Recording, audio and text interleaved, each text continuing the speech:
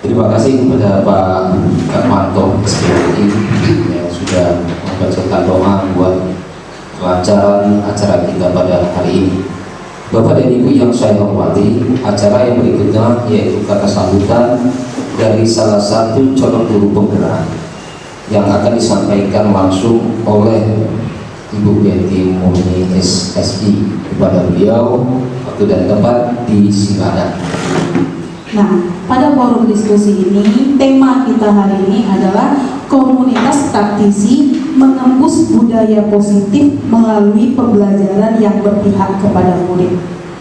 Nah, kenapa kami mengambil tema ini? Nah, tema ini latar belakangnya diambil ini keterkaitan dengan pendidikan yang sedang kami jalani, yaitu pendidikan guru penggerak.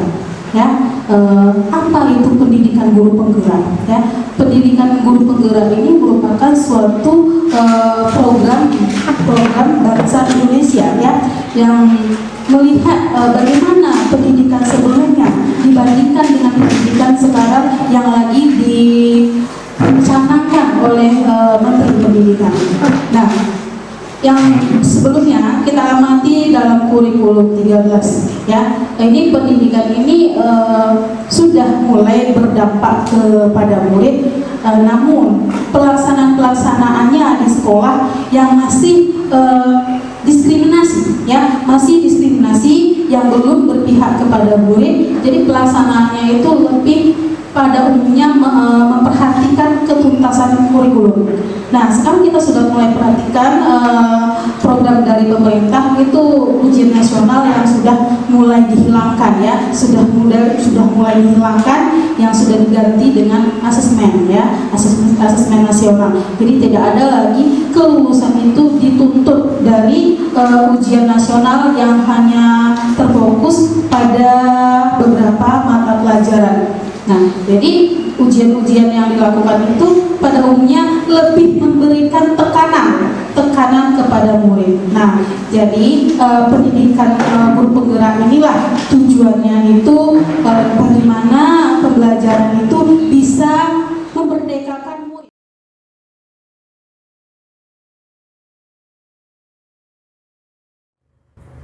Assalamualaikum warahmatullahi wabarakatuh. Waalaikumsalam warahmatullahi wabarakatuh.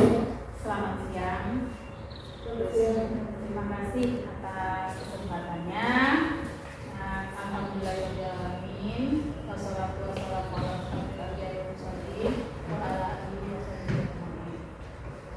Pada kesempatan ini saya berbagi materi yang sudah saya dapatkan dari pendidikan calon guru penggerak. Semoga ilmu yang dibagikan dalam komunitas ini bermanfaat dan bisa kita terapkan nantinya dalam kegiatan sekolah, baik di dalam kelas maupun di lingkungan sekolah nantinya. Baiklah, pada kesempatan ini Ibu, saya berbagi materi di sini tentang budaya positif. Namun sebelumnya di sini ada pembentukan komunitas praktis yang mungkin ada anggotanya. Nanti kalau ibu-ibu yang mau bergabung di sini, kita bisa bergabung. Ya, di sini kami bentuk nama komunitas praktisnya itu Bersama Bahagia. Ya, ini nama komunitas kita di sini, Bersama Bahagia. Apa tujuannya pembentukan komunitas praktis ini? Tentunya dalam proses belajar kita memiliki keresahan ya, ada limit keresahan. Nah, keresahan itu kita bisa cari solusinya. Tentunya dengan bergabung di komunitas praktis kita berdiskusi. Tapi itu yang punya keresahan yang sama gitu loh, dan mau menyampaikan keresahannya dan mau untuk kita selesaikan keresahan tersebut. Ya misalnya dalam mengajar kita terkendala dalam strategi pembelajaran. Oh iya. Kemudian dalam materi ini saya akan menyampaikan di sini adalah materi budaya positif. Nah, di sini ada beberapa materi yang perlu saya sampaikan. Itu pertama, perubahan paradigma, konsep disiplin positif dan motivasi, keyakinan kelas, pemenuhan kebutuhan dasar, 5 posisi kontrol dan segitiga restitusi. Nah, sekarang kita lihat pertama. Nah, mungkin ini silakan ibu menggepalkan tangan salah satu tangan ibu dan mungkin ada di sebelahnya. Jadi ibu dan rekan sebelah, ya silakan dikepalkan. Nah, ya mungkin salah satu untuk membuka. Ya, di sini sebagai yang mengepalkan tangan, bayangkan bahwa yang di tangan ibu itu menyimpan sesuatu yang sangat berharga di dalam kepalan tersebut. Nah, lalu ibu menjaga yang ibu miliki ini. Gimana supaya ini tetap kita pertahankan. Nah, untuk rekan sebelahnya mungkin bisa membukanya. Silakan.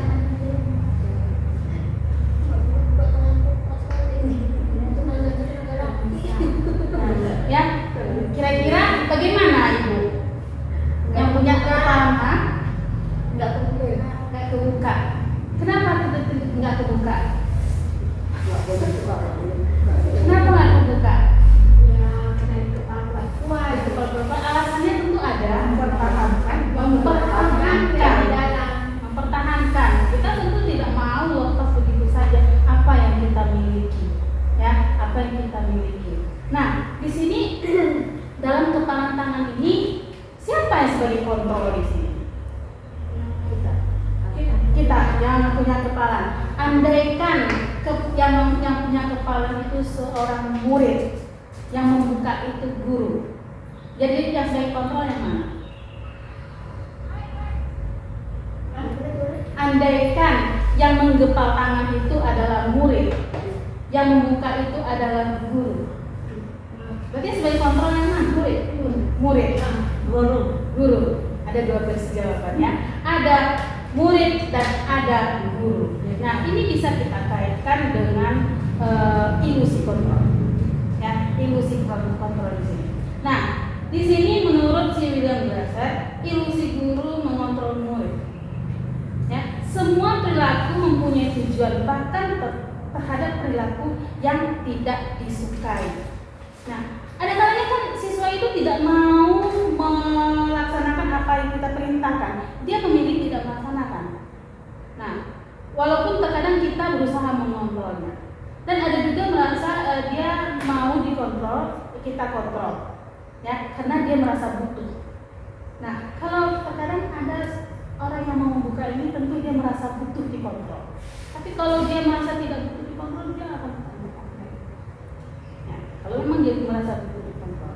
Nah, kemudian ilusi bahwa semua penguatan positif efektif dan bermanfaat. Guru kan sering memberi penguatan positif, ya kan? Memberi penguatan positif yang efektif dan bermanfaat.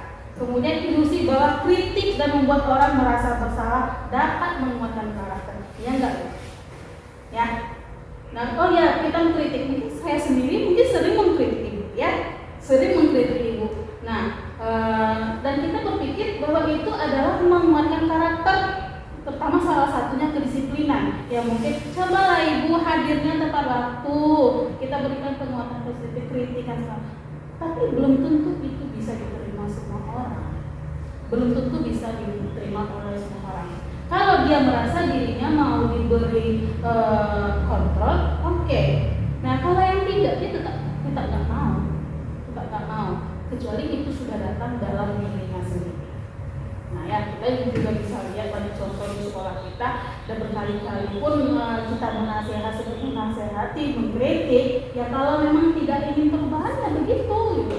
Tetap aja dia mempertahankan itu. Kalau merasa dia anggap itu baik. Nah, kemudian di sini ada, bila kita ingin membuat kemajuan perlahan-lahan, sedikit ubahlah sikap atau perilaku Anda. Itu tidak instan. Untuk perubahan itu tidak instan. Jadi kita harus perlahan-lahan. Nah, namun bila kita ingin mencapai cara-cara utama kita, maka kita perlu mengubah kerangka acuan kita. Ubahlah tentang bagaimana Anda berpikir tentang manusia. Di sini ada stimulus respon, ada teori kontrol. Nah, realitasnya kebutuhan kita itu sama. Tapi kalau teori kontrol itu kebutuhan kita itu berbeda. Nah, perilaku buruk dilihat sebagai suatu kesalahan. Kita mengatakan perilaku buruk siswa kita nggak suatu kesalahan. Tapi kalau dalam teori kontrol itu semua perilaku itu memiliki tujuan. Ya, kita perhatikan. Loh, kenapa ya anak itu melakukan seperti itu? Saya pernah mencoba pada kasus si anak Nenya, si Elsa, apa ya? Yang dekat tinggal di Warung Pas, Elsie. Nah, pernah saya meminta itu coba perhatikan sampah. Semua siswa itu pada mengambil sampah, dia diam saja. Berarti itu kita menganggap perilakunya buruk, tapi kenyataannya tidak. Dia punya alasan melakukan itu. Setelah dipanggil, ditanya, ternyata dia punya permasalahan keluarga yang bisa dikatakan keluarganya itu tidak peduli. Jadi berkuar-kuar pun kita menyampaikan masalah sampah, dia nggak peduli. Itulah. Jadi dia melakukan itu, dia punya tujuan. Ya. Kemudian semua orang melihat yang sama, setiap orang memiliki gambaran yang berbeda. Nah, inilah stimulus respon dan ini teori kontrol. Kemudian di sini ada konsep disiplin positif. Nah, kita menganggap disiplin yang kita anggap selama ini apa? Mengikuti peraturan. Itu yang kita yakini ya. Kita yakini bahwa disiplin itu adalah mengikuti peraturan. Nah, di sini disiplin itu merupakan suatu cara penerapan disiplin tanpa kekerasan dan ancaman di dalam prakteknya melibatkan komunikasi. Dalam penerapannya diajarkan untuk memahami konsekuensi dari perilaku dan mengajarkan tanggung jawab serta rasa hormat dalam berinteraksi. Jadi di sini ini tanpa kekerasan yang diharapkan dari disiplin positif, tapi selama ini kita menerapkan apa? Lebih banyak kepada penghukum. Merasa bersalah, itu yang sering kita terapkan untuk sebuah disiplin. Nah, menurut Ki Hajar Dewantara, bahwa sebagai pendidik itu tujuan kita adalah menciptakan anak-anak yang memiliki disiplin diri sehingga mereka bisa berperilaku dengan mengacu pada nilai-nilai kebajikan universal dan memiliki motivasi intrinsik bukan ekstrinsik. Nah, di sini untuk konsep disiplin di sini disiplin dalam diri kita, ya, dalam diri kita. Jadi diri kita itu merasa berharga, ya, berharga bahwa kita tuh memiliki motivasi intrinsik. Jadi bukan karena motivasi ekstrinsik kita itu berubah. Nah, di sini ada 3 motivasi dalam manusia. Yang pertama, terkadang kita melaksanakan disiplin itu satu untuk menghindari ketidaknyamanan atau hukuman. Ya nggak Bu? Ayo Ibu, boleh PP-nya, nanti pengawas datang segala macam. Kita terkadang berusaha untuk melaksanakan supaya apa? Tidak jadi pembicaraan. Jadi menghindari ketidaknyamanan salah satu. Atau juga terhadap siswa, kita kamu nggak boleh seperti itu. Anak itu terpaksa melakukannya, kenapa? Menghindari sebuah ketidaknyamanan. Kemudian untuk mendapatkan imbalan atau penghargaan dari orang lain. Terkadang kita melakukan sebuah disiplin itu mendapat penghargaan dari orang lain atau mendapat itu bagus. Nah, itu. Kemudian untuk menjadi orang yang mereka inginkan dan menghargai diri sendiri dengan nilai-nilai yang mereka percaya, melakukan sesuatu karena nilai-nilai yang mereka yakini dan hargai. Nah, itu baik. Ada berdasarkan meyakini bahwa itu baik, bahwa itu sikap itu menghargai. Nah, sebelumnya saya pernah menyampaikan di kelas itu adalah kesepakatan kelas. Di kelas ini juga sudah ada kesepakatan kelas. Nah, ternyata di angkatan ketiga ini kami itu dari kesepakatan sudah beralih menjadi sebuah keyakinan. Nah, ini kemarin coba Ibu perhatikan di sini. Di sini datang tepat waktu, mengucapkan salam. Kemudian kami guru dan murid saling menyayangi. Di mana di sini yang dikatakan keyakinan kelas?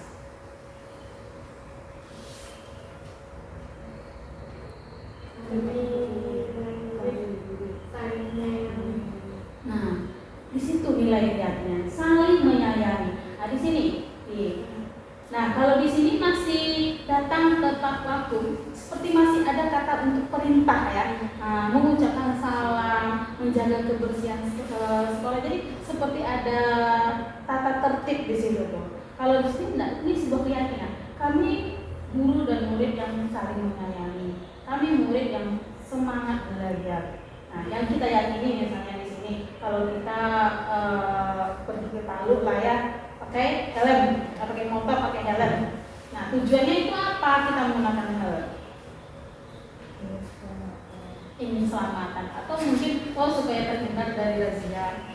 Ya mungkin itu salah satunya kan. Nah, jadi pada dasarnya itu adalah untuk sebuah keselamatan. Kita yakini bahwa kita pakai helm itu adalah untuk sebuah keselamatan. Nah, di sini maaf Ibu, karena di sini Ibu ada yang wali kelas, ada waktu ini, ya. Bu Aminah, buat saya, sebenarnya ini kalau memang mau Ibu, bagaimana kalau keyakinan kelas itu dibuat bersama. Selama ini kan yang kami buat hanya sebuah kesepakatan hanya untuk mata pelajaran. Dan ini bagaimana kalau kita jadikan sebuah keyakinan kelas. Jadi bukan hanya kami sebagai CPM saja, tapi dilaksanakan juga tentang pertama kita dalam komunitas ini. Kira-kira gimana? Bisa. Nah, jadi kita mungkin bisa mendiskusikannya bersama siswa yang tadinya kesepakatan kita rubah menjadi sebuah keyakinan. Ya, kalau bisa kita udah coba ya. Yang pertama kelas yang sudah ada itu kita coba keyakinan. Ya mungkin Bu Iin bisa minta tolong ya Bu Iin dirubah itu menjadi sebuah keyakinan. Di kelas Bu Neng juga saya sudah buat ya Bu Neng. Bu Elit karena saya nggak masuk, mungkin Bu Elit yang bisa buat sendiri. Ya Bu Elit. Ya. Nah, keyakinan. Nah, bagaimana pembentukan kelas itu, keyakinan kelas? Nah, keyakinan kelas itu bersifat lebih abstrak daripada peraturan yang lebih rinci dan konkret. Kalau peraturan, kalau kita bisa melakukan ini dendanya ini segala macamnya, atau menyapu halaman atau buang sampah, itu kalau peraturan-peraturannya lebih kepada ada hukumannya. Ya. Nah, kalau keyakinan itu sifatnya abstrak, seperti menghargai, itu kan nggak nampak. Ya, bahwa itu merupakan sebuah keselamatan itu kan nggak nampak, ya hanya sebuah nilai-nilai keyakinan. Nah, kemudian keyakinan kelas itu berupa pernyataan-pernyataan universal, berarti kita tentukan bersama ini. Nah, kita sepakati bersama. Pernyataan keyakinan kelas senantiasa dibuat dalam bentuk positif, hal-hal positif saja, tidak ada dilarang. Nah, itu nggak ada istilah itu dilarang. Kadang kita bahkan dilarang ini, dilarang itu. Itu kata dilarang itu sudah negatif. Jadi muncul pernyataan di sini yang hal positif. Kemudian keyakinan kelas hendaknya tidak terlalu banyak sehingga mudah diingat dan dipahami oleh semua warga kelas. Yang rasanya penting kita jalani itu aja, nggak usah terlalu muluk-muluk. Ya, seperti kayak itu kan bersihan. Yang penting-penting aja. Kemudian keyakinan kelas sebenarnya sesuatu yang dapat diterapkan di lingkungan tersebut. Semua warga kelas hendaknya ikut berkontribusi dalam pembuatan keyakinan kelas lewat kegiatan curah pendapat. Ini bisa dilakukan melalui curah pendapat. Kemudian bersedia meninjau kembali kegiatan kelas dari waktu ke waktu. Nah, setelah kita buat tentunya ada hal itu yang tidak kita jalankan. Jadi itu perlu kita tinjau. Nah, ini mungkin bukan hanya kepada kelas 3 kelasnya aja. Kalau karena wali kelas mungkin lebih mudah ya. Kalau kami guru mata pelajaran agak sulit ya Bu Dunia, agak sulit masuknya. Jadi melalui wali kelas lah mungkin kita bisa berdiskusi. Nah, di sini kebutuhan dasar. Kebutuhan dasar manusia itu ada 5. Ya, ada 5. Yang pertama itu saya bahas di sini cuma 4. Pertama kesenangan, cinta dan kasih sayang, kebebasan dan penguasaan. Nah, pada kesenangan. Nah, ini kalau kesenangan ini biasanya siswa itu seperti apa sih kebutuhan sebuah kesenangan itu? Apa itu tahu nggak? Kesenangan itu seperti apa kebutuhan itu? Biasanya siswa itu kan mencari sebuah kesenangan, ya. Kalau kesenangan itu biasanya dia bermain-main, ketawa, itu kesenangan itu tuh. Nah, dia cerita, itu dia kesenangan. Kemudian ada dengan cinta dan kasih sayang. Dia dia butuh cinta dan kasih sayang. Biasanya itu dalam bentuk diperhatikan, ya diperhatikan gitu. Kemudian ada penguasaan. Nah, kalau penguasaan ini biasanya gimana? Ya, penguasaan ini. Kalau penguasa ini lebih kepada kebutuhan kemampuan atas pengakuan terhadap kemampuannya. Misalnya dia bisa melakukan dia ingin terampil, dia ingin diakui lah, ingin dihargai lah, itu yang penguasaan. Dan kemudian ada lagi di sini kebebasan, ya, kebebasan kebutuhan akan pilihan. Dia bebas, dia melakukan apa? Nah, itu kebutuhan. Nah, di sini ada 5 posisi kontrol kita sebagai guru itu, ada 5 posisi kontrol. Mungkin ibu bisa baca di sini ya. Ada posisi kita sebagai penghukum. Nah, sebagai penghukum itu apa yang biasanya kita lakukan? Kita selalu mengatakan biasanya patuhi aturan saya, atau awas, kamu selalu saja salah. Selalu yang terakhir selesai. Pernahkah ibu melaksanakan ini? Pernah. Saya juga pernah melakukan penghukum. Nah, biasanya hasilnya gimana kalau kita beri penghukum ini?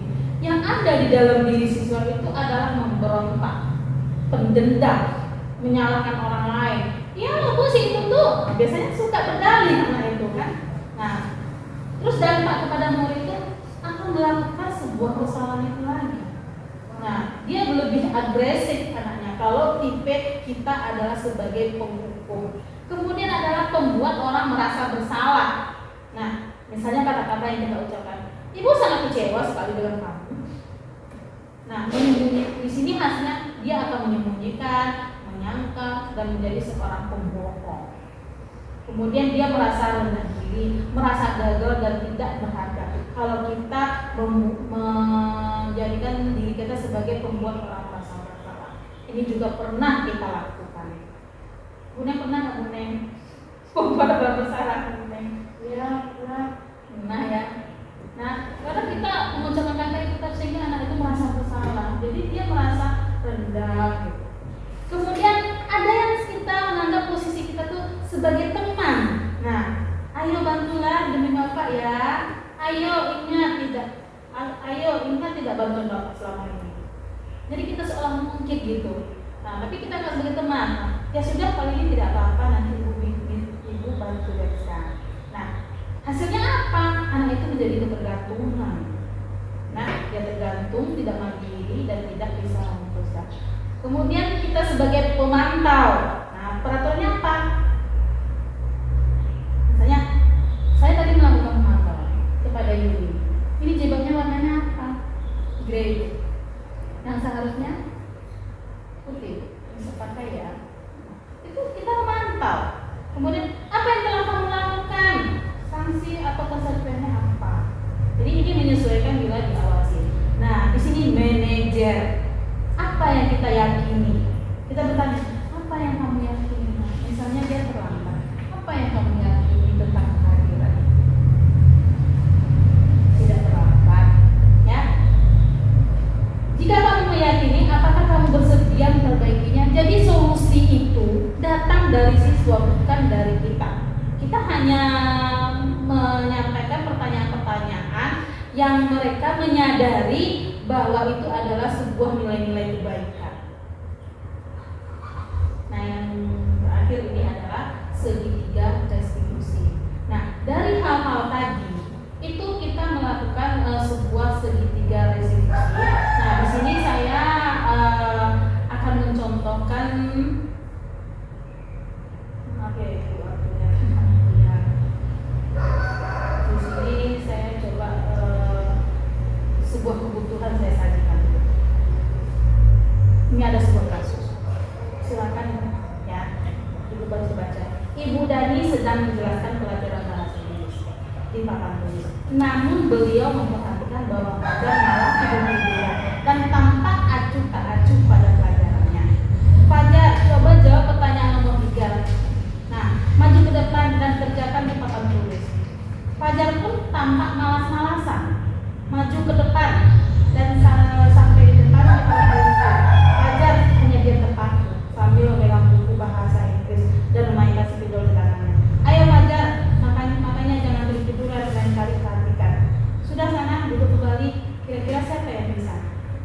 pun kembali duduk di bangkunya. Hal seperti ini sudah sering terjadi pada Fajar. Sepertinya tidak memperhatikan acuh tak acuh, dan nilai-nilainya pun tidak terlalu bagus untuk pelajaran bahasa Inggris. Pada saat ditegur oleh Bu Dani, Fajar hanya menjawab, "Nggak tahu, Bu." Ibu Dani pun menjawab, "Gimana sih Fajar? Kamu nggak kasihan sama ibu ya? Ibu sudah capek-capek mengajar kamu, nggak kasihan sama ibu." Dan Fajar pun diam di situ. Pernahkah kita lakukan, Bu? Pernah kita lakukan. Nah, ini apa permasalahannya? Posisi kontrol, tadi kan ada 5 kontrol. Nah, ini merasa kita itu posisi kita adalah sebagai pembuat orang merasa bersalah. Nah, jadi apa yang dibutuhkan si Fajar ini? Sebuah cinta dan kasih sayang dibutuhkannya.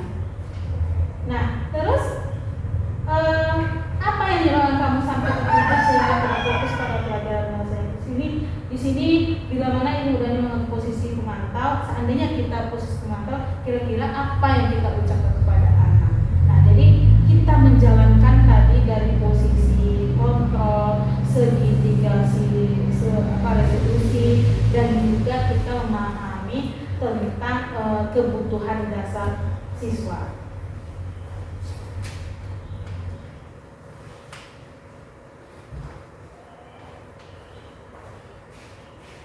Nah, segitiga restitusi ini ada 3 langkah yang dilaksanakan dalam segitiga restitusi. Nah, restitusi itu adalah proses menciptakan kondisi bagi murid untuk memperbaiki kesalahan mereka sehingga mereka bisa kembali pada kelompok mereka dengan karakter yang kuat. Nah, itu ada 3 langkah. Yang pertama, menstabilkan identitas. Yang kedua, validasi tindakan yang salah. Yang ketiga, menanyakan sebuah keyakinan. Nah, untuk menstabilitas dan identitas ini kita bisa lakukan. Setiap orang pasti pernah melakukan kesalahan. Kemudian kamu bukan satu-satunya yang pernah melakukan. Dan untuk validitas tindakan, kamu tentu punya alasan mengapa melakukan itu. Adakah cara yang lebih efektif untuk mendapatkan apa yang kamu lakukan? Sedangkan untuk menanyakan keyakinan keras apa yang telah kita sepakati. Kamu ingin menjadi orang seperti apa?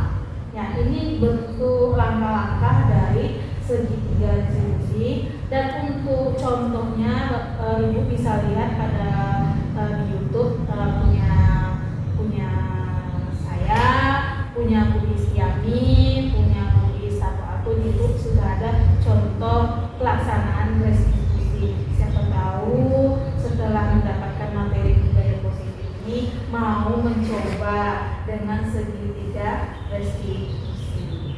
Nah, ini materi yang terakhir Ibu. Terima kasih atas perhatiannya. Mungkin ada pertanyaan Ibu? Atau kenal sama Ibu? Jadi saya coba menjawab semampu saya. Kalau keyakinan kelas mana bisa kita pelajari? Naik. Bisa ya. Maka dari keyakinan kesepakatan itu kita rubah menjadi salah dan bisa tapi menjalankannya yang mungkin bisa tanda kutip itu agak susah. Membuat mereka ya sekedar membuat bisa, tapi menjalankannya itu ya mungkin gini Bu Nek, kita ambil yang simpel-simpel aja. Kalau dapatnya 2 dulu, ya sambungkan 2 dulu. Siapa tahu bulan besok ada 3, masukkan lagi.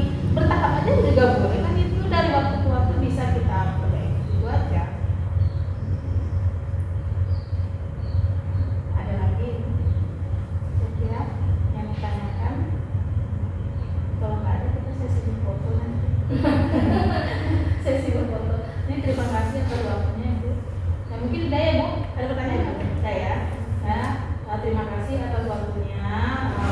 Sudah mau mendengarkan dalam berbagi materi budaya positif, dan mudah-mudahan dalam komunitas kampus ini dapat berjalan walaupun dalam pikiran kita rasanya itu sebuah kesulitan, tapi kalau dicoba karena saya rasa bisa walaupun perlahan-lahan. Ya, saya akhiri. Wassalamualaikum warahmatullahi wabarakatuh.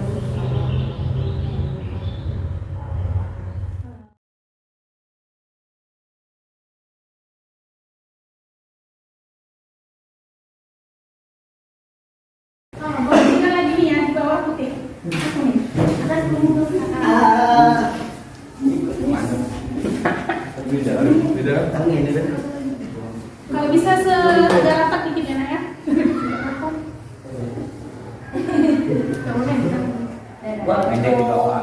Kesempatan kita, jadi ini kita gunakan untuk diterapkan di setiap pembelajaran. Bagaimana? Setuju? Setuju. Ya, mudah-mudahan tidak kita melaksanakan semuanya. Oke? Ya. Oke, baik, terima kasih. Assalamualaikum warahmatullahi wabarakatuh. Waalaikumsalam warahmatullahi wabarakatuh. Terima kasih Asrul sudah mau datang ke sini. Ya walaupun tidak ada jadwal ya. Nah di sini tahu nggak Asrul kenapa ibu manggil Asrul? Tahu. Kira-kira apa alasannya? Melanggar peraturan. Bisa disebutkan kira-kira peraturan apa yang sudah Asrul melanggar? Apa Ada apa ya? saat masuk sekolah Telah masuk sekolah. tidak mengerjakan tugas. Tidak menyampaikan.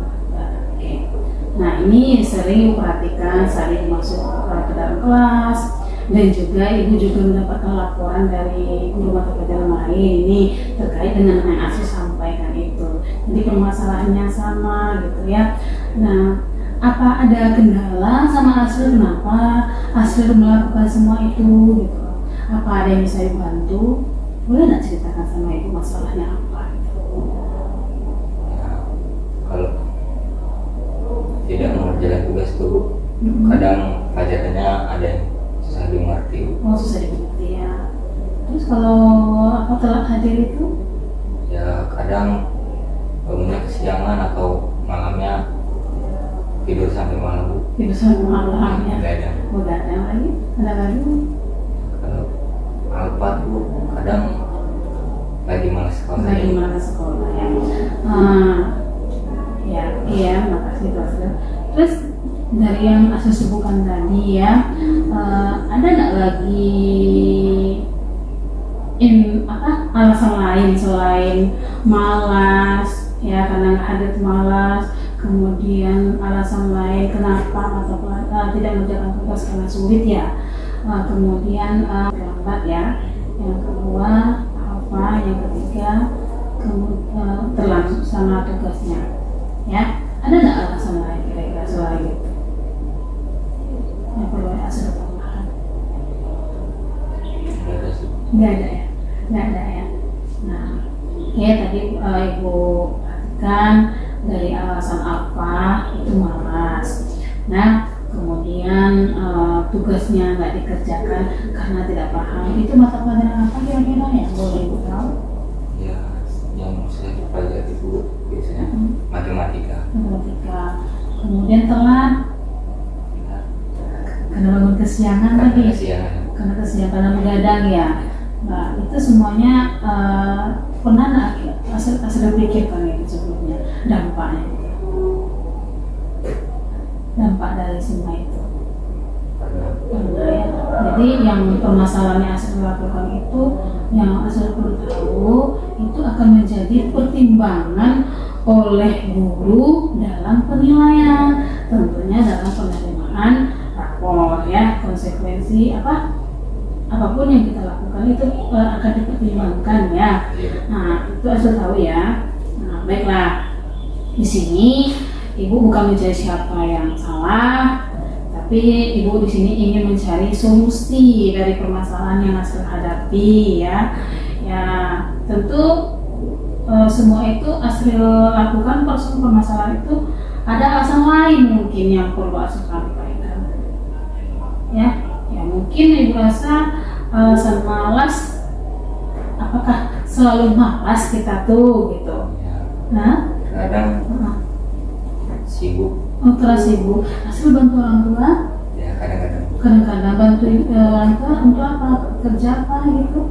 Ya, biasanya nemenin belanja. Oh demam belanja itu bagus itu ibu apresiasi itu kuliah bantu belanja.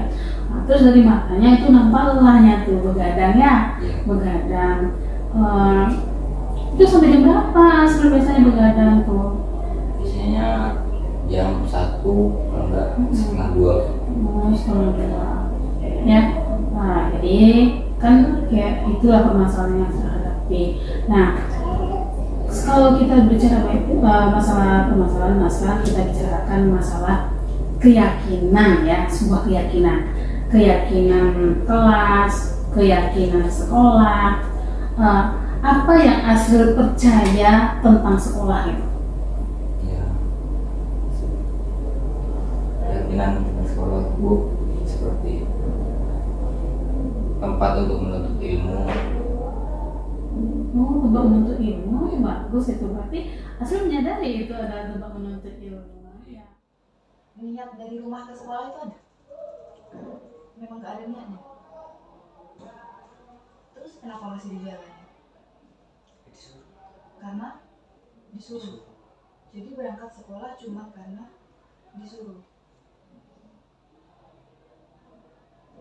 Tujuannya datang karena disuruh itu apa? Nyenengin mbak? Itu aja? Atau apa? Untuk belajar.